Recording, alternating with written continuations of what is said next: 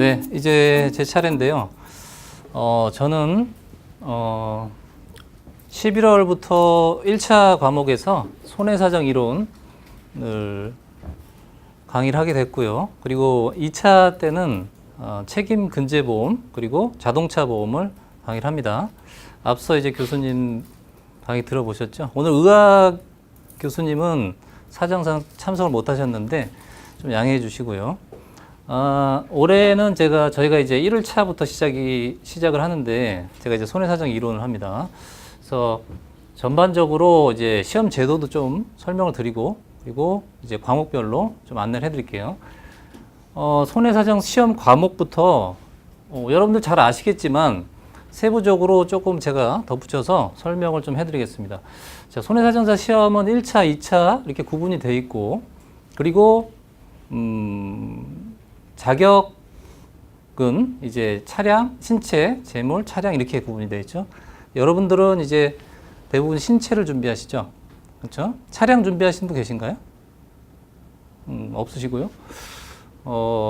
1차 과목은 이제 세 과목입니다. 보험업법, 계약법, 손해사정 이론.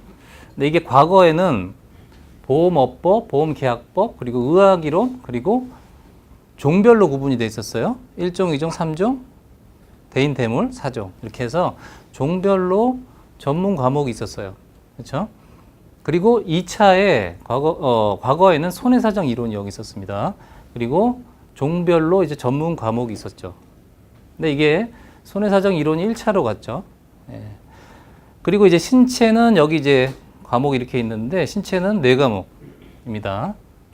신체에 제일 관심이 많으실 테니까 그러면 시험 준비하는 데 있어서 좀 고려해야 될 부분이 있는데 일단 여기 1차 과목에서 보험업법, 보험계약법은 법 과목이죠.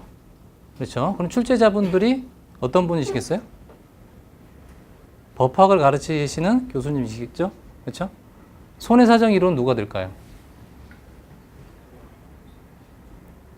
그렇죠? 보험학을 전공하시는 분께서 출제를 하시는 거예요. 네. 근데 과거에는 이 손해사정 이론이 2차 과목이었다는 얘기죠. 2차 과목에서는 어떤 문제들이 나왔느냐 하면은 이 계약법의 문제가 나왔어요. 그리고 이 의학이 있었죠.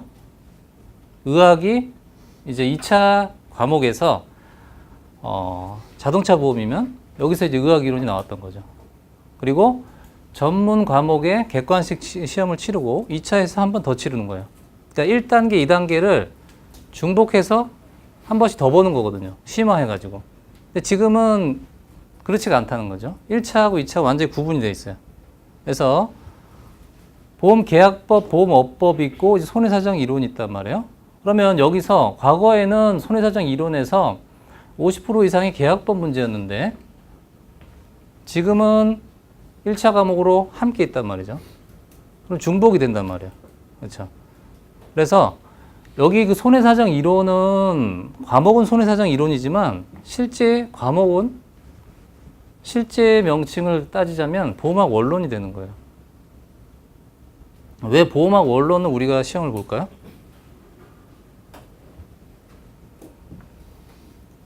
모르세요? 이 보험학 원론을 보는 이유가 뭐냐면 우리 시험은 손해사정사 시험이 클레임 어저스터를 뽑는 시험이에요.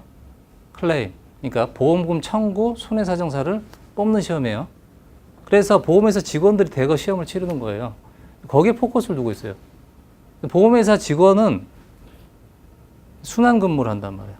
그 업무만 하는 게 아니라 또 보험회사 소속이 돼서 일을 하려면 보험회사 전반을 알아야 돼요. 그렇죠? 옆에서 이제 다른 업무를 하는 직원과 소통이 안 되면 안 되잖아요. 그렇죠? 여기 젊으신 분들은 보험회사 취업을 하시면 보험 전반을 알아야 되는 거예요. 그래서 보험학 원론을 실질적으로 시험 과목은 보험학 원론이다. 그래서 물론 보험계약법이 뒤에서 보겠지만 일정 포션을 차지합니다. 비중이 상당히 높은데 중복되는 부분이에요. 다만 출제자가 법학을 전공하신 분이 아니라 경영학이나 이 보험을 전공하신 분이기 때문에 판례가 나온다든 이런 게 아니거든요. 그 수준에서 볼 수 있는 수준의 문제가 나오는 거예요. 그래서 다소 쉽게 나오는 거죠. 그래서 사실은 계약법을 함께 하면서 여기에 한 30% 정도는 같이 공부를 할 수 있어요. 그래서 1차 시험은 아까 잠깐 말씀드렸지만 1차 시험은 난이도가 아주 낮아졌어요. 지금 쉬워졌다고요. 그리고 2차와 별로 연계가 되지 않아요. 물론 계약법을 알아야 돼요. 알아야 되죠. 알아야 이제 2차에서 보험 용어도 이해해야 되고 계약법을 알아야 기본을 이해할 수 있고 약관을 이해할 수 있습니다. 그래서 처음 준비하시는 분들은 당연히 1차부터 해야 돼요. 그래서 처음 준비하시는 분들은 11월부터 1차 과목에부터 이제 가볍게 시작하면 되는 거예요. 1차에 너무 올인할 필요도 없고요. 가볍게 시작하시면 되고, 만약에 뭐 다시 재도전하시는 분이라든지 아니면 뭐 금융보험학과 학생이라든지 보험을 아시는 분들은 바로 2차를 시작하면 되겠죠. 그렇죠? 처음 하시는 분들 바로 2차 과목 책 열어보고 하시면 혼란스러워요. 그러니까 순서가 있는 거죠. 그래서 1차를 저희가 이제 11월부터 개강을 하고요. 1차는 가볍게 하는 겁니다. 그리고 이제 내년부터는 1월부터는 2차에 올인해야 돼요. 그리고 이제 시험을 4월 말에 치르죠. 그때 3, 4월 때 2차와 병행해서 가볍게 문제풀이로 가는 겁니다. 1차에 너무 그렇게 집중할 필요가 없어요. 그냥 2차를 계속 한다 생각하시고 1차를 병행해서 시험만 치러 가면 되는 거죠. 그렇죠? 1차가 그렇게 뭐 어려운 과목이 없어요. 특별히. 과거에는 이런 부분들이 상당히 어려웠다고요. 의학이론도 과락이 많이 나고. 그렇죠? 자, 그러면 우리가 여기 이제 신체는 의학이론, 책임근제, 재산보험, 자동차, 신배책 이렇게 신체 쪽 이렇게 시험이 치러집니다. 순서대로. 차량은 회계원리, 해상, 재물이네요. 해상, 그리고 책임, 기술보험. 차량은 자동차보험, 재물 쪽, 그리고 구조 정비 이론 이렇게 되는데, 그리고 이제 손해사정 이론은 말 그대로 이제 보험학 원론이에요. 그래서 보험법론, 계약법이나 업법, 그리고 손해보험론, 생명보험론, 사회보험론 이렇게 있죠. 보험 경영, 경제, 수리, 회계, 리스크 관리 이게 통틀어서 보험학이라고 보는데 우리 손해사정사는 바로 이 보험학 원론적인 것만 배우고 시험을 치릅니다. 계리사는 달라요. 계리사는 원론이 아니라 이 부분 보험 경제, 수리, 보험 회계를 집중적으로 하는 겁니다. 그래서 경제학 원론도 들어가는 거죠. 회계, 수리 쪽. 그렇죠? 그러니까 계리는 좀 전문적인 파트고 손해사정사는 보험학에서 기초적인 부분만 오히려 법 쪽을 강조해 가지고 이렇게 하는 거죠. 계리사도 하는데 문제가 많이 나오진 않아요. 법 쪽은. 자, 그리고 앞서 제가 손해사정사 직업에 대해서 한번 생각을 해보시라 그랬죠. 그래서 그러면 손해사정사는 어떤 일을 하는지, 그렇죠? 어쨌든 설명에 오신 분이시기 때문에 손해사정 업무를 정확하게 알고 계시지는 않을 것 같아요. 그렇죠? 그러니까 설명을 해드리면 사실 이 손해사정사는 제도가 많이 바뀌었는데요. 지금 현재 신체, 재물, 차량이죠. 뭐 업무 영역으로 봤을 때는 잘 바뀐 것 같아요. 과거에는 이제 보험 종목별로 돼 있다 보니까 사실 뭐 일이 전혀 다른 성격의 를 자격증 하나 취득해서 일을 할 수가 없었거든요. 오히려 이제 과목이 세분화돼서 더 실무를 하는 데는 좋아요.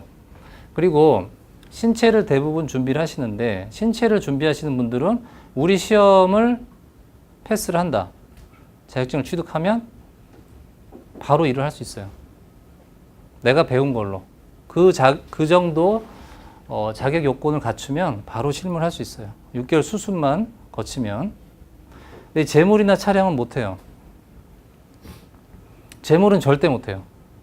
자, 우리 손해사정 업무를 이제 이론적으로 대분류해서 서베이와 어저스트먼트 이렇게 구분하죠. 그렇죠? 근데 서베이라는 거는 뭡니까? 원어 번역을 하자면 조사. 그렇죠? 그리고 어저스트먼트는 뭐 정산 이렇죠. 그렇죠? 근데 원래 원어로 보면은 서베이, 뭐 조사, 뭐 이쪽은 뭐 조정 뭐 이런 겁니다. 근데 예, 이 서베이 업무는 이제 검정 업무라고 해요. 해상에서 검정사라는 게 있어요. 저는 이제 적하보험도 해보고 했는데 좀 검정서를 작성을 해요. 영문으로, 영문 리포트로. 손해사정서가 아닙니다. 그래서 검정이라고 하는데 우리 이 신체나 재물이나 차량이나 보시면 검정 업무가 있어요. 신체는 자 손해사정이라는 것은 사고조사, 손해조사, 그리고 손해평가까지 그리고 정산, 어저스먼트는 보험금 산정, 보험금 지급 업무거든요. 그러면 손해조사, 손해평가를 하려면 뭘 해야 됩니까? 신체 같은 경우는 가장 중요한 게 뭘까요? 누가 검증을 할까요? 손해사정사가 할 수 있을까요? 못하죠. 사람은 다 똑같잖아요. 구조적으로. 그래서 직업이라든지 나이라든지 이런 부분의 차이고 그런 부분은 객관적으로 누구나 평가할 수 있어요. 그렇죠? 결국은 신체 감정, 그죠? 그렇죠? 의료 자문이 필요하죠. 그리고 의사가 하는 거예요. 이쪽은 의사가 한다고요. 근데 그 부분은 완전히 구분이 되어 있기 때문에 우리는 의학 이론적인 것만 배우고 그 부분 업무 의뢰할 수 있는 수준만 되면 되는 거죠. 그렇기 때문에 손해사정 요 과목을 다 우리가 숙지를 하면 바로 일을 할 수 있어요. 근데 재물은 어떨 것 같아요? 재물? 해상이나 책임화재 기술보험. 요 빨간 건 제가 이제 강의를 하는 것들입니다. 예. 재물은 어때요? 재물은 이제 건물도 있고, 기계도 있고, 동산도 있고, 그렇죠? 가재, 집기 다 있습니다. 이렇게. 그러면 건물은 누가 검증할 수 있을까요? 건물이 일도 화재. 그렇죠. 건축을 전공한 사람. 그렇죠? 기계도 마찬가지죠. 엔지니어가 할 수 있는 거죠. 엔지니어의 업무죠. 그 엔지니어 역할을 누가 할까요?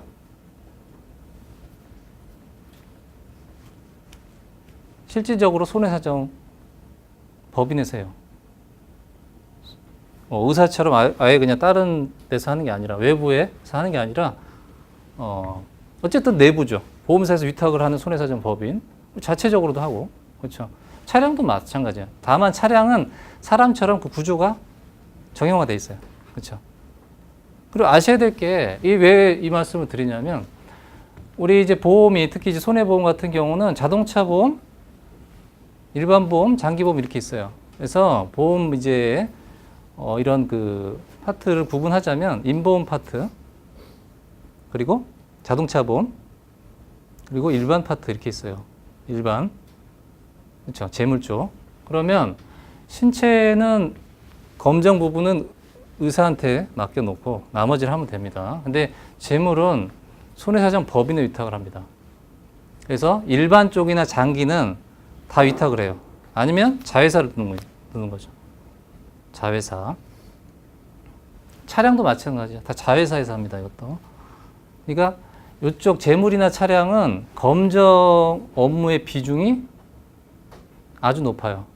뭐 정확하게 뭐 제가 뭐 단정적으로 말씀드리지 못하지만 뭐 7대3, 8대2 정도?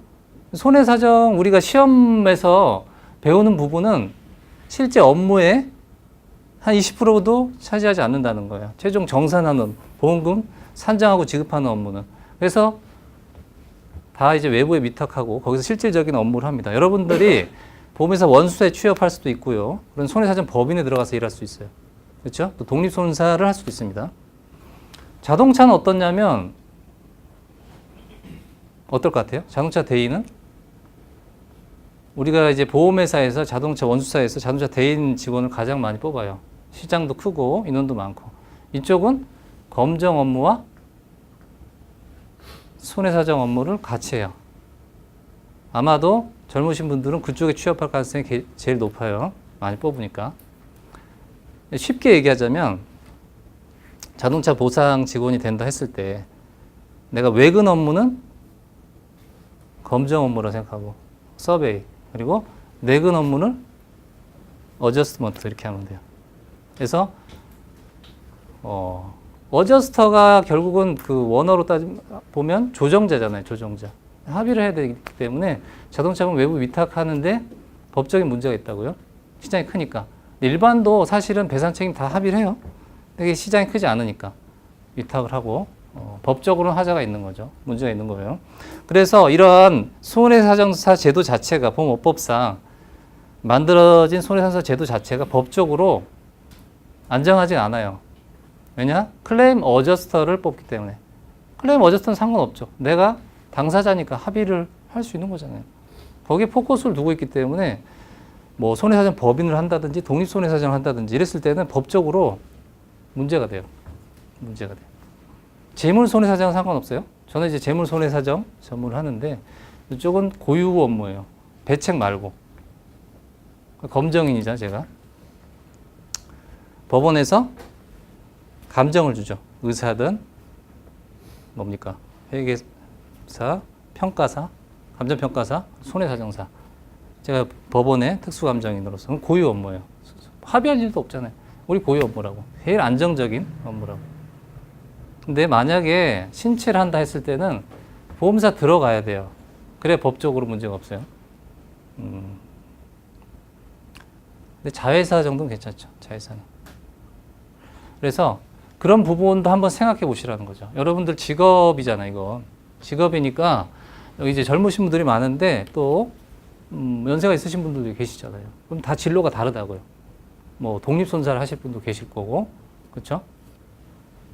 취업을 하실 분도 있고, 이제 보험사, 원수사, 그러니까 보험회사 공제, 각종 공제. 이제 우리나라도 이제 선진국이기 때문에 각종 공제가 계속 늘어날 겁니다. 다양한 공제가 늘어나요. 시장은 충분해요. 그리고 메이저 회사는 자회사 있죠. 이런 재물이나 인보험 쪽 위탁하는. 그건 이제 손해사정 업무만 하는 거예요. 이쪽은. 그리고 손해사정 법인, 서베이 업체. 재물이나 인보험 쪽. 그리고 이제 독립손해사정. 이렇게. 그래서 사실은 뭐 저는 강의를 하는 사람이기 때문에 뭐 시험 합격 요령이라든지 이런 것만 가르치면 되지만, 그렇죠? 시험을 준비하는 데 있어서 여러분들 그래도 직업을 선택하고 하려고 오신 거잖아요. 그런 말씀을 드려야 되는 거죠. 그런 거를 알고 하는 거하고, 그럼 내가 시험에 임하는 자세가 좀 달라질 거로 생각이 됩니다. 조금이라도 달라질 수 있어요. 그렇죠? 네. 고민을 한번 해볼 수 있는 거죠. 그리고 실제 실무를 하다 보면 그런 고민이 많이 돼요. 보험사 취업하면, 원수사 취업하면 그런 고민은 없어요. 그렇죠? 만약 취업용으로 본다면 상당히 좋은 자격증이죠.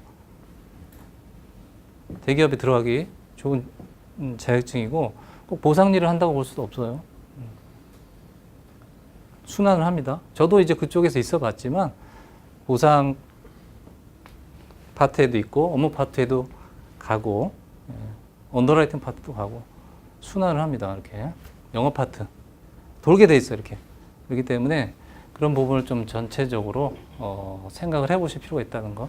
시간이 많지 않으니까 간단하게 이렇게 여러분들 좀 이해를 돕고자 설명을 드렸고요. 그래서 시험 부분은 제가 일단 손해사정 이론을 오래 하는데요. 손해사정 이론은 1차는 그렇게 어렵게 접근하실 필요 없다 그랬어요. 어렵게 또 혼자 공부하려고 노력하지 마세요. 정말 제가 봤을 때 시간 낭비입니다. 예. 시간은 최소로 해서 자 일단은 우리 시험은 동차 합격이 가능한 시험이에요. 잘 계획을 잡고 또 처음 공부하시는 분들이 보험을 모르는 상황에서 어렵지는 않지만 굳이 시간 낭비할 필요 없어요.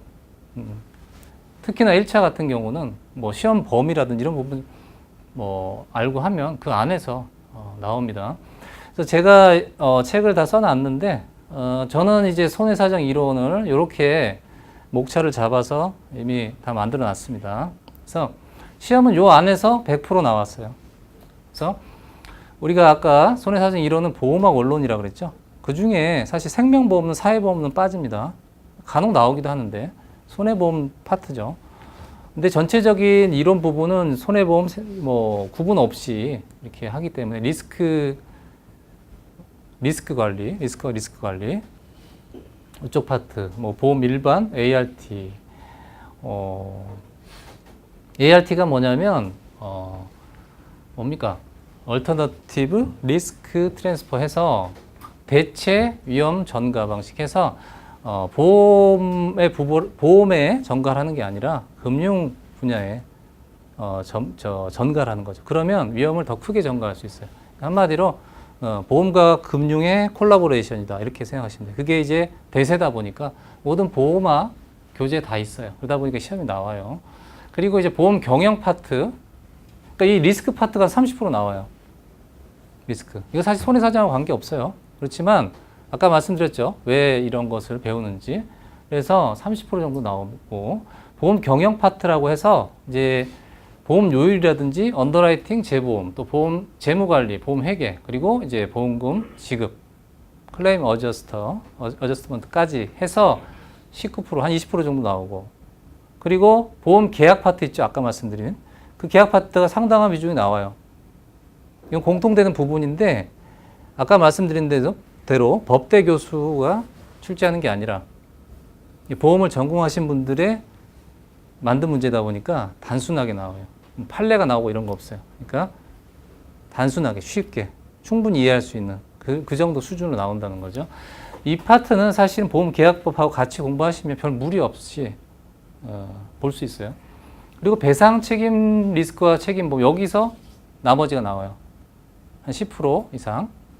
요거는 또 책임보험하고 또 중복되는 거죠. 제가 하는. 그리고 이제 그래서 사실 보면은 여기 뭐 리스크 쪽, 요쪽을 좀 보면 나머지는 이제 중복되는 파트다 보니까 손사이로는 뭐 크게 어렵지 않게 좋은 점수를 받을 수 있어요. 문제 자체도 어렵지 않습니다.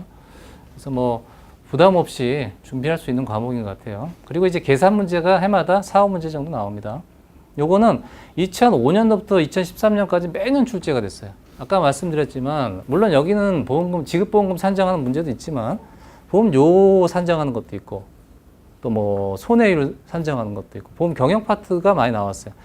아까 말씀드린 대로 보험 전공하신 교수님들이 내다 보니까 계산 문제가 해마다 빠짐없이 나왔다는 건 무슨 말이냐면 이게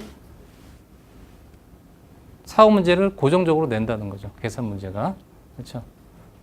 요것도 어렵지 않아요. 기존의 기출 문제 뭡니까? 요 2005년도부터 13년 때까지 나온 기출 문제를 그대로 사지선다형에 나오는 거예요. 그래서 이 부분을 다 제가 다 넣어놨습니다. 다 계산해서 제 책은 뭐 다른 책도 마찬가지인데 책 하나로 다 해결할 수 있게끔 항상 만들어요. 그러니까 기존의 기출 문제 이 부분 있죠? 다 기출해서 기출 문제 100% 다 넣고 거기에는 해설을 아주 구체적으로 다 달아놨어요. 그래서 책 하나로 해결이 될 수 있습니다. 물론 이제 혼자 독학하려고 노력하지 마시고 강의랑 병행하면 어렵지 않게 접근할 수 있다는 걸 말씀드리는 거고. 자, 그래서 손해사정 이론 출제 문제 아까 비중 말씀드렸고 보시면 이래요. 그래서 뭐 리스크와 보험 이쪽 파트가 한 30% 정도 나오죠. 근데 대부분 비중이 비슷합니다. 보험 경영 파트, 보험 계약 파트가 제일 많이 나오고 배상 책임 쪽이 뭐 이 정도 나오고 그리고 뭐 보험 상품이 해마다 한두 문제 정도 이렇게 나오는데 여기는 또 보험업법을 포함해 가지고 그러니까 별 신경 쓸 필요가 없다는 거죠. 0.4%. 그렇죠. 그래서 요렇게 보시면 어디를 공부해야 되든지 금방 나옵니다. 객관식은 이런 그 범위를 잘 보시면 비중도 비슷하고 준비하시는데 어려움이 없다라는 거. 그리고 이번에는 이제 책임 근제보험 뭐 출제 범위라든지 좀 설명을 드리겠는데, 자, 책임 근제보험의 자동차 보험 시험 경향 또 어디서 나왔는지 제가 설명을 드릴게요. 사실은 2차가 중요한 거죠. 1차는 제가 봤을 때는 그냥 하나의 관문일 뿐이고 그 관문을 너무 어렵게 접근할 필요 없고 노력하지 마세요. 너무 노력하지 마시라고요. 그래도 돼요. 예전에는 어려웠다 그랬죠. 1차에서 많이 떨어졌지만 지금은 그렇지 않아요. 중요한 건 2차입니다. 그럼 뭐 1차에서 합격을 한들 무슨 소용이 있겠습니까?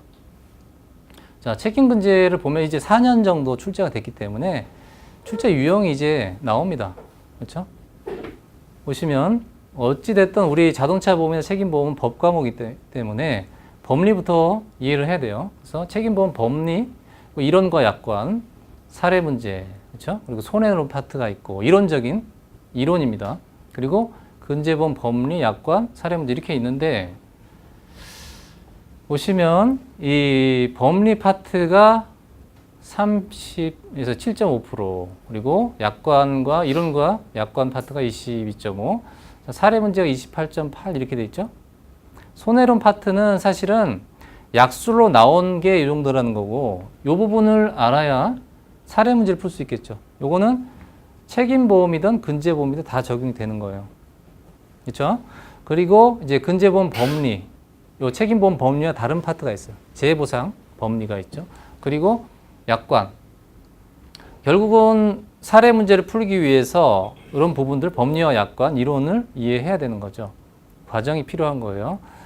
그리고 이제 실제 손해를 산정하기 위해서 이 부분이 있고 보시면은 사례 문제가 28.8%, 26% 합산을 하면 50%가 훨씬 넘죠. 작년도 50% 나왔나요? 60% 나왔나요? 그러니까 최소 5대5, 5, 60%가 나온다고 봐야죠. 6대4 정도. 근데 한 5대5로 준비하시는 게 좋다는 거죠. 그리고 이론이나 법리를 알아야 돼요. 약관을 알아야 돼요.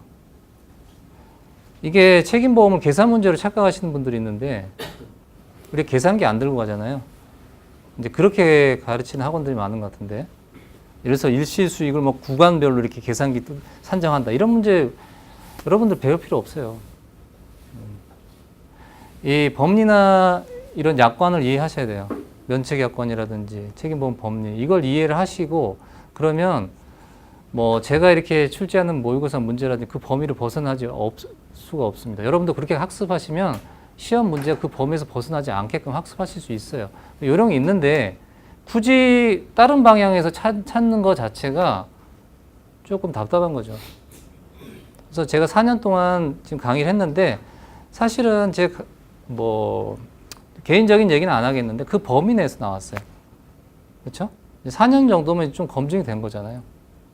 뭐 한두 해 했다가 말씀드리면 그렇지만 무슨 말이냐면 학습의 범위를 시험이 출제되는 범위 파운드 내로 만들어야 돼요.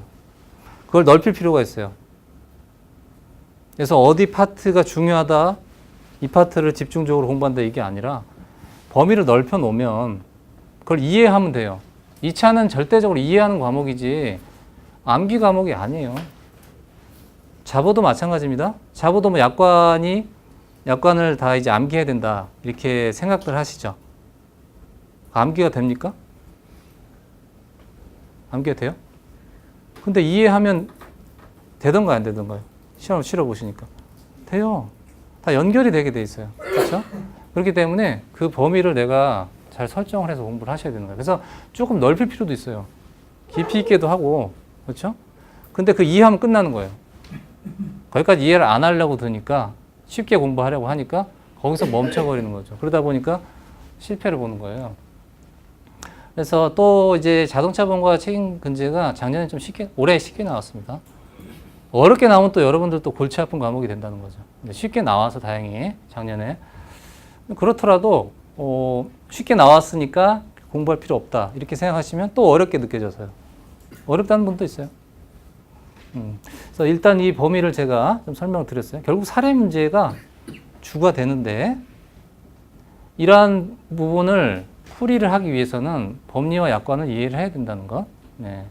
이 법리가 어렵습니다. 책임 근제보험이. 근제보험 특히. 네. 자, 그렇고 자동차보험은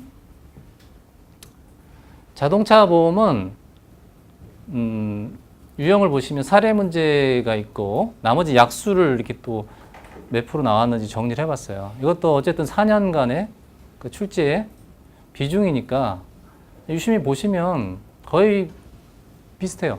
그러니까 사례 문제가 47.5% 그리고 약술이 이제 나머지가 보시면 책임 법리라면 여기서는 뭐가 되겠습니까? 자동차 보험에서?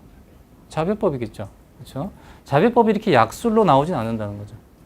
그게 결국 사례 문제 풀이하는데 접목이 되는 거죠. 그렇다고 이게 공부를 안 하셔야 된다는 게 아니라 이걸 알아야 사례 문제 풀 수 있겠죠. 그렇죠?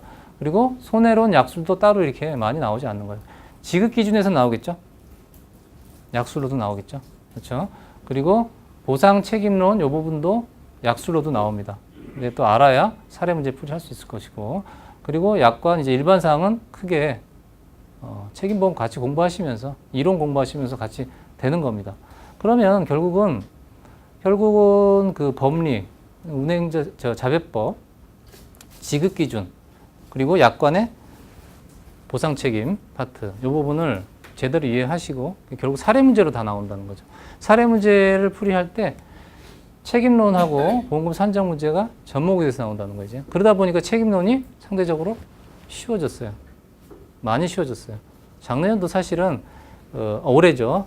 올해도 그 취급업자 보험이 나오다 보니까 탁송 중이었죠. 조금 헷갈렸는데 그래서 조금 시험 요즘 경향을 보니까 고려의 대상이 최신 판례를 그대로 이제 시험 문제로 출제자분이 내는 경향이 있어요. 최신 판례를 좀 볼 필요가 있다. 다만 올해 시험도 이게 취급업자 보험일 뿐이지 그 기본적인 이론, 사례 문제 유형을 학습하시면 그게 정답이 없거든요. 탁송이 답이 두 가지가 다 될 수 있어요. 명확한 건 아니니까 다 충분히 좋은 점수 받을 수 있습니다. 그래서 사례 문제는 한 10가지 유형이 있어요. 10가지 유형을 결국 조합을 해서 만드는 문제이기 때문에 반복 연습을 하게 되면 자동차 보험도 그렇게 여러분들 책임보험, 자동차 보험 제일 어렵다고 생각하시죠? 아니요? 그렇게 느끼시는 분도 있어요. 그래서 저는 이제 책임보험, 자동차 보험을 제가 이제 강의를 하다 보니까 좀 짧게 하겠습니다. 이제 한 시간이 얼마 안 남았으니까. 책임근제보험, 자동차 보험 좀 연계해서 이해를 하시면 이해도가 좀 빨라져요. 다른 게 아닙니다, 사실은. 다른 건 아니죠, 사실은. 그거 일부일 뿐이죠. 항상 뭐 제가 만든 이 도형을 항상 보여드리는데, 이 책임보험, 근제보험, 자동차 보험 있지 않습니까? 그러면 자동차 보험 중에 우리는 신배책이잖아요. 신체 쪽이잖아요. 그 중에서 이제 배상 책임 파트만 보고 설명을 드리면 이 재해보상 파트와 배상 책임 파트가 있어요. 그렇죠? 재해보상 보험이 있고 이미 배상 책임 보험, 의무 배상 책임 보험이 있습니다. 그러면 책임 보험은 어디에 해당될까요? 두 원 중에, 이 파란 원, 빨간 원 중에 책임 보험 어디에 해당됩니까? 책임 보험은 이 파란 원. 자동차 보험 신배책은 역시 이 파란 원이죠. 그렇죠? 자동차 보험 신배책도 책임 보험의 일종이죠. 근데 우리가 산재보험 있죠, 여러분들. 이쪽 재해보상 보험이라고 그래요. 공용보험이지만 우리 민간보험에서도 근제보험을 팔죠. 거기에서 재해보상 보험이라는 게 있는데 이게 이제 하나 낀 거예요. 이게 이제 원으로 표현하자면 이렇게 하나도 맞는 게 없어요. 그렇죠? 그래서 어려운 거예요. 그러니까 보험이라는 상품이 있는데 이게 함께 판매를 한단 말이에요. 근데 이게 뭔가 딱 떨어지는 게 아니라 그래서 여기에 초과손을 준다든지 그렇게 돼 있지만 실질적으로는 공통 분모가 이렇게 막 섞여 있어요. 그러다 보니까 이 부분이 결국 우리가 그 보험금 정산하는데 이 부분이 이제 손해산사가 해야 될 일이죠. 근데 어렵지 않습니다. 그래서 근제보험이라는 건 결국은 이 근로자 재해보상보험, 사용자 배상책임보험을 그대로 포괄해서 근로자 재해보장책임보험이라고 만든 거예요. 근제보험은 결국 뭐냐면 여기 전체 원이 되는데 따로따로 주는 게 아니라 공통분모 빼고, 그렇죠? 요 전체 원이 되는 거죠. 그렇죠? 네, 그래서 이 책임보험도 의무보험이 있고 임의보험이 있는데요. 자동차 보험의 대인 1이 의무보험이죠. 그리고 대인 2가 임의보험인데 여긴 무한이에요. 근데 책임보험 무한은 없어요. 한도가 있다는 거죠. LOL이 반드시 있어요. 근데 배상책임보험에서도 역시 의무보험 있고, 근데 이제는 대인 배상책임보험 요 한도 있죠. 대인 배상 한도가 자동차 보험은 사망, 부상, 후유장에게 구분이 돼서 한도가 있죠. 근데 이 책임보험은 그 한도가 조금씩 달라요. 근데 요즘 의무화되는 보험은 그대로 자동차 손해배상보장법 시행령 그대로 따라요. 대인 원과 똑같다는 거예요. 이전에는 그래서 가스배상 책임 같은 경우는 사망이 1억 5천이에요, 8천이에요. 이 정도밖에 안 되겠죠. 그게 예전의 자유법 시행령이에요. 그 부분만 좀 차이가 있는 거예요. 그럼 보상 방법도 똑같다는 거예요. 나중에 책임보험, 임의보험과 이렇게 중복이 됐을 때 그 초과 손해를 산정할 때도 자동차 보험 약관과 같이 산정을 해야 돼요. 그래서 올해 그런 문제를 많이 냈는데 아쉽게 안 나왔어요. 왜냐하면 요즘 의무보험들이 다 이제 자배법 기준으로 바뀌었거든요. 그래서 예전에는 이 임의보험 중에도 의무보험이 있었어요. 그러니까 한도가 없는 의무보험도 있었어요. 체육시설업자 배상책임보험이 올해 원래 의무보험이었는데 한도가 없다가 자배법 기준으로 바뀌었다고요. 대인 원과 똑같다고요. 그런 산정하는 문제 나옵니다. 올해는 제가 많이 만들었는데 그게 안 나왔다 뿐이지. 왜냐하면 이제 우리나라 배상책임보험 다 의무보험화되고 있어요. 지금 이 의무보험이 아닌 것들은 이제 뒤에서 보겠는데 생산물 배상책임보험, 의사배상책임보험, 일상생활 배상책임, 특약 몇 개 없어요. 다 의무보험이에요. 제일 좀 필요한 건 의무보험이 안 돼요. 시장이 크니까. 예. 그렇지 않은 건 다 의무보험입니다. 신설되는 보험이 다 의무보험이 돼요. 재난배상책임보험 생겼죠? 바로 의무보험, 자율법 기준으로. 그래서 이걸 이해하셔야 된다는 거예요. 그런 문제가 나옵니다. 제일 나올 가능성이 높은 거예요. 책임보험에서. 임의보험과 의무보험 간에. 그리고 이제 근제보험을 하려면 요 대인원, 가스배상책임보험과 재해보상책임이 있을 때는 뭐 면책이라든지 이런 약관들을 이해하는 거죠. 간단하게 좀 설명을 드렸고요. 좀 빨리 하겠습니다. 그래서 책임보험, 근제보험, 자동차보험 학습 범위 해서 10분 내로 제가 정리해 드릴게요. 자세한 설명 못 드리고. 자, 책임보험 파트, 근제보험 파트, 자동차보험 신배책 이렇게 연계해서 보시면 책임보험 파트는 그 법리가 불법행위법, 채무불이행 책임 이 두 가지인데 여기서는 책임보험에서 이 채무불이행 책임이 중요해요. 요걸 이해해야 돼요. 불법행위는 자동차 에서는 민법이 적용될 때 불법행위가 적용되죠. 왜냐하면 불특정 다수인에 대한 책임이니까. 그걸 불법행위라고 그래요. 불법행위 책임. 근데 채무불이행 책임은 누군가의 계약관계에서 발생한 책임 이런 겁니다. 그래서 보험 상품을 볼 때 먼저 법리를 봐야 되는데 내가 타인에게 끼쳤을 때 그 피해자가 나랑 어떤 계약관계가 있었는지 아닌지 그걸 따지는 거예요. 계약관계라는 건 계약서 써야 된다는 게 아니에요. 내가 예를 들어서 지하철을 타고 갔다가 스크린 도어에 피해를 입었어요. 그러면 불법행위 책임으로 물을 필요가 있어요, 없어요? 그렇죠? 특별한 계약관계죠. 내가 어떻게 돼요? 요금을 냈잖아요. 그렇죠? 안전하게 이동을 시켜야 될 의무가 있죠. 채무불이행 책임을 묻는 거예요. 그렇죠? 그런 거예요. 그래서 보험 상품과 연계해야 되는 거예요.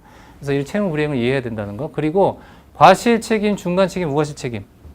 의무보험은 대부분 이런 그 강제를 하다 보니까 이 무과실 책임이나 중간 책임 이런 것을 적용을 해서 강제를 하는 거예요. 피해자 보호를 위해서. 그래서 손해 발생 기준이 어떤 타인에 대한 과실이 아니라 손해만 발생하면 책임을 지는 거예요. 그렇죠? 그래서 이런 부분을 잘 이해해야 된다는 거. 특수불법행위 책임이 이제 과실 책임제 예외 조항이 민법에 있습니다. 민법에도 이런 특수불법행위 책임이 대부분 중간 책임이에요. 무과실 책임도 있습니다. 이런 부분 중요하죠. 특히 사용자 책임과 공작물 책임이 제일 중요하고 노업자 책임도 좀 이해를 하셔야 돼요. 그리고 이 책임보험엔 특별법들이 많습니다. 특별법에 의해서 보험가입이 의무보험 상품이 생기고 그런 것들이죠. 그런 것들을 이해하셔야 되고 이런 부분은 여러분들 책임보험의 이제 종류, 분류 그리고 책임보험의 특성이 어떤 건지 그래서 보험의 목적이라든지 사고라든지 직접 청구권, 보상한도액, 타보험조항, 피보험자, 의무, 보험자 대위 이런 것들은 다 중복이 되는 거예요. 우리 이걸 따로따로 공부할 필요가 없어요. 이게 약관의 일반론에 있는 거거든요. 이걸 이해하면 다 해결이 되는 거예요. 또 시험도 나옵니다. 이쪽에서.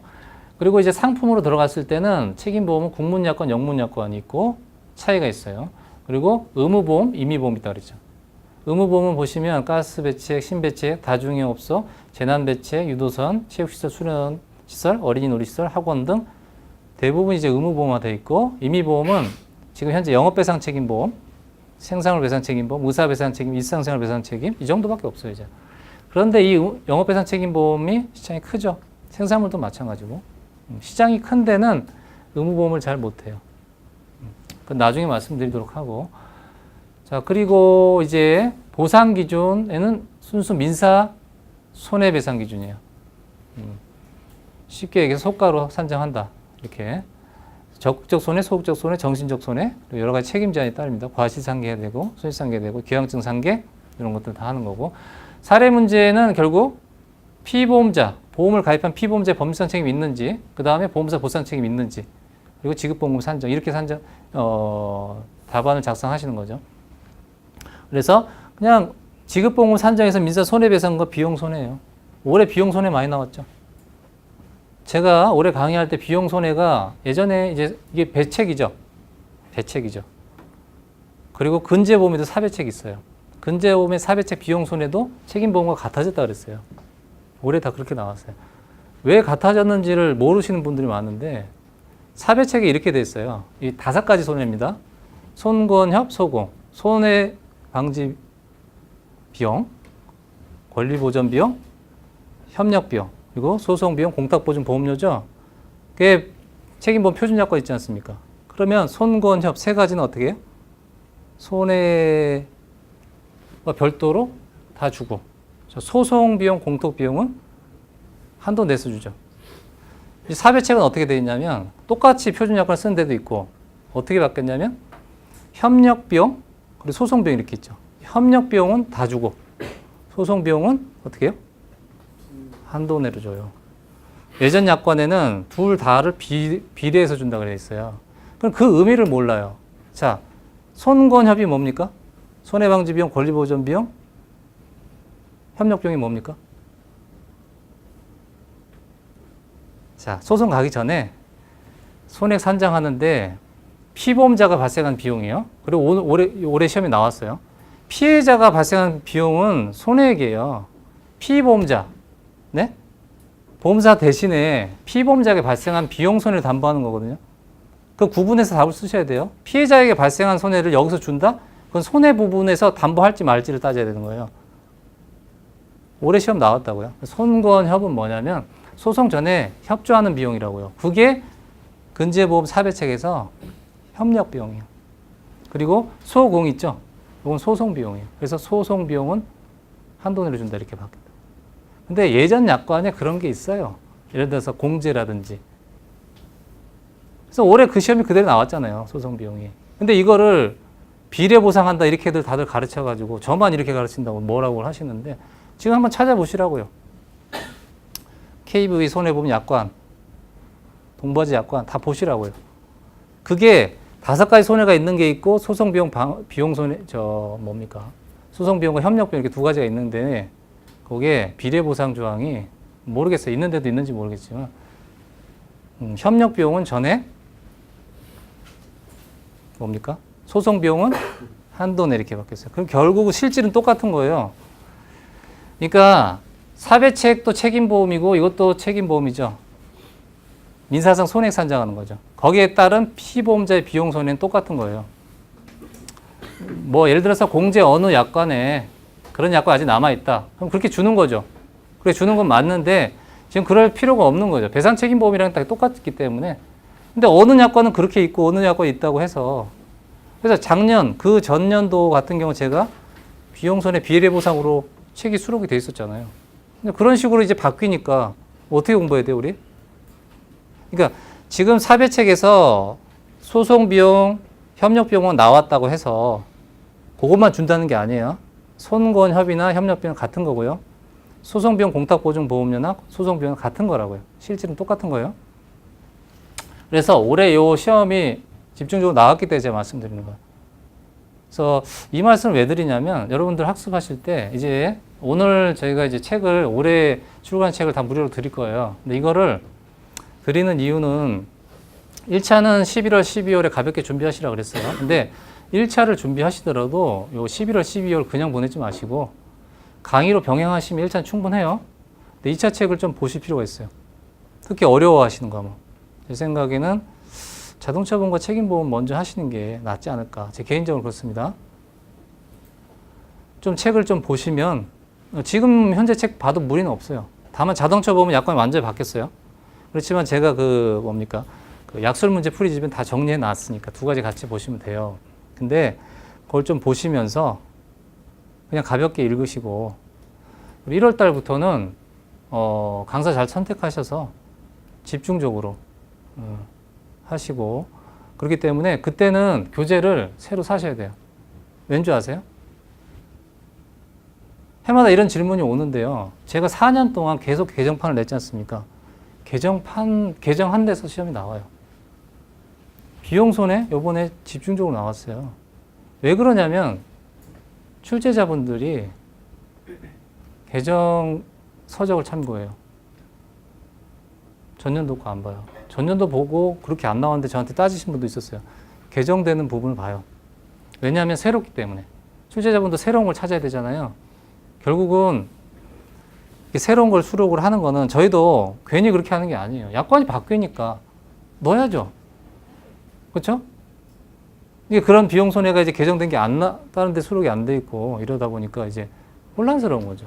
그러니까 항상 개정판을 보십시오.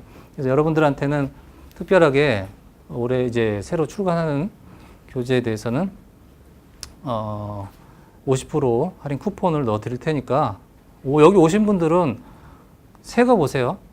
나중에 이거 또 봐야 되냐 말을 물어보지 마시라고. 올해도 개정할 거예요. 개정한 데서 출제 가능성이 상당히 높다는 거. 네. 어디 찾아서 어떻게 공부하실 필요 없어요. 그러니까 될 수 있으면 동차 합격하시라고요. 매년 이거 책을 사는 것도 비용도 많이 발생하고 과목도 여러 가지니까 이게 동차 합격하시면 되잖아요. 그렇죠? 그래서 어쨌든 뭐 동차도 이렇게 동차는 이제 제대로 준비하셔야지 합격하는 거기 때문에 동차가 안 되더라도 뭐 내가 뭐 문제가 있다 생각하지 마시고요. 저도 한번 떨어졌었어요.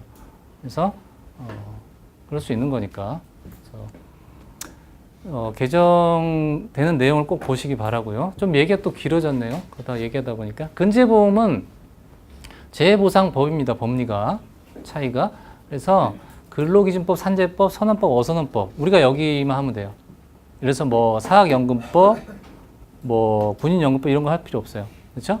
이 부분만 하면 되고 민법상 이제 사용자 배상 책임 결국은 민사 책임입니다. 다만 산재 초과 손해를 보상하는 거고 재보상 요건으로 뭐 업무상재, 근로계약 임금 이쪽 파트 이 부분은 중복되는 부분이라고 생각하시면 되고 보험 상품에 있어서 이 재보상 책임 특약과 사용자 배상 책임 특약 두 가지가 있는 거죠. 그래서 요 보상 기준이 재보상 책임은 보상 책임주의예요. 무과실 책임주의 중에서도 보상 책임주의. 피해자 과실도 관여하지 않는 것. 무과실 책임도 피해자 손해 부분에서 손해 공평분할 원칙에 따라서 피해자 과실 상계를 하지만 좀 그게 없다. 그런 것들. 그리고 과실 책임. 그래서 이 둘 간에 아까 원에서 중복되는 부분이 있으니까 손익상계가 가장 중요한 파트라는 것. 책임 제한 중에서. 그리고 재해보상 WC에서 사례 문제는 재해보상 WC를 먼저 산정하고 그리고 사배책 산정하는 겁니다.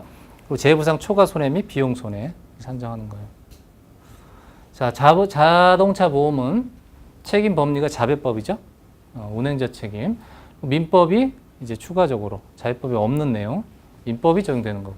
그 다음에 보험금 청구 일반 사항은 여기라는 거죠. 약관에 내용은 많은데 결국은 똑같은 거예요. 그리고 시험에도 특별히 나오지도 않아요. 시간 허비할 필요 없다는 거죠. 약관에서. 약관을 보실 때 이런 일반 사항보다는 보상 책임론, 지급 기준만 보시면 된다. 그리고 보험 상품에서 여기 이제 상품들 이렇게 했는데 여기 자동차는 이제 신배책 있죠. 우리는 대인 대물만 알면 돼요. 그렇죠? 그리고 손해보험성 자동차 상해보험 자손과 무상 알면 되고 특약으로 여기서 보험회사 보상 책임론 파트 그리고 피보험자 운행자로 그 배상 책임 주체를 넓히다 보니까 피보험자가 여럿이죠. 그래서 피보험자 해당되는지 또 면책 손해 없는지 이런 것들 보고 특별 약관에 가족운전자 한정 특약, 타차 특약 이게 중요하죠. 그리고 이제 보상 기준은 민사 손해배상 기준이 합의는 할 수 있지만 실제 우리 시험에서는 지급 기준으로 산정을 해야 된다는 거예요. 지급 기준으로 산정한다는 것은 여기처럼 적극적 손해, 소극적 손해, 정신적 손해가 아니라 이렇게 사망, 부상, 후유장 이렇게 산정하는 거죠. 사망, 부상 각각 적극적 손해, 소극적 손해, 정신적 손해가 안에 포함이 돼 있어요. 그렇게 산정하는 거. 그 차이라는 거. 그리고 자동차 책임론에서 법률상 책임, 피보험자 해당 여부, 면책 여부, 특약, 담보 여부 이렇게. 그래서 전체적인 이제 그림을 그려 보시면 책임근제보험을 같이 연계해서 내 이해 폭을 넓힐 수 있다는 거예요. 그래서 저는 뭐 이런 거를 감안해서 강의를 해드립니다. 그래서 뭐 어쨌든 뭐 작년에 제가 강의를 해보니까 뭐 책임근제는 뭐 그렇고요. 자동차 보험은 작년에 처음 해보니까 시험이 자동차 보험이 어렵지 않아요. 지금 너무 어렵게 접근할 필요가 없더라는 거죠. 여러분들 어쨌든 저는 여러분들 합격의 가능성, 그 확률을 높이는 사람 아닙니까? 그걸 해드려야지 뭐 제 개인적인 뭐 어필을 하거나 이럴 필요가 없죠. 저한테 도움도 안 되고요. 사실 그렇게 해서 또 좋은 평가도 받을 수가 없습니다. 어쨌든 저는 가장 높은 확률을 이 되도록 그렇게 강의를 해드릴 거니까 제가 봤을 때는 이렇게 연계해서 학습하시는 게 좋을 것 같습니다. 그래서 제 이제 설명을 마치고 참고적으로 재물손해사정 쪽에 제가 올해는 이제 제가 원래 2014년도에 재물손해사정 교재를 냈고 강의를 했습니다. 그 교재가 좋은 평가를 받아서 그걸 찾는 분들이 많더라고요. 근데 수요는 많지 않아요. 재물 쪽이. 제가 이제 신체 쪽은 워낙 그 뭐 출강도 많고 해서 너무 바빠가지고 주말에 시간이 없습니다. 그래서 여러분들 강의하면서 중간에 좀 빠질 수도 있을 거예요. 그래서 재물을 강의를 할 시간이 없는데, 그래서 근데 책은 출간을 해드릴 생각이에요. 제 책은 책만 보고도 준비할 수 있으니까 혹시 신체 준비하시고 재물 쪽에 관심 있으신 분들은 이렇게 하고 또 강의를 가능하다면 시간을 뭐 인터넷 강의라든지 그런 것도 한번 해볼 계획은 있는데 장담은 못 하겠습니다. 그래서 일단 1차 강의도 하다 보니까 그래서 제가 해마다 이제 책을 한 권씩 출간을 하는데 아마 내년에도 출간을 할 계획이에요. 뭐 계약법이라든지 법. 그래서 어쨌든 올해 하는 강의는 제가 최선을 다해서 해드리도록 하고 올해도 여러분들과 좋은 인연이 돼서 제가 여러분한테 좀 많은 도움을 드렸으면 좋겠습니다. 그래서 오늘 강의 들어주셔서 설명해 들어주셔서 감사하고요. 가시는 길에 이제 그 올해 교재들을 받아 가시고요. 거기에 이제 사인을 해 주세요. 그러면 저희가 쿠폰을 발행해 드릴 테니까. 그래서 오늘 이렇게 뵌 분들 앞으로 1년 정도 이제 열심히 준비를 하실 텐데 좋은 결과 얻기를 바라고요. 제가 하여튼 그 조금이라도 조력자가 되도록 노력하겠습니다. 이제 오늘 이 정도로 설명을 마치겠습니다. 네, 감사합니다. 네.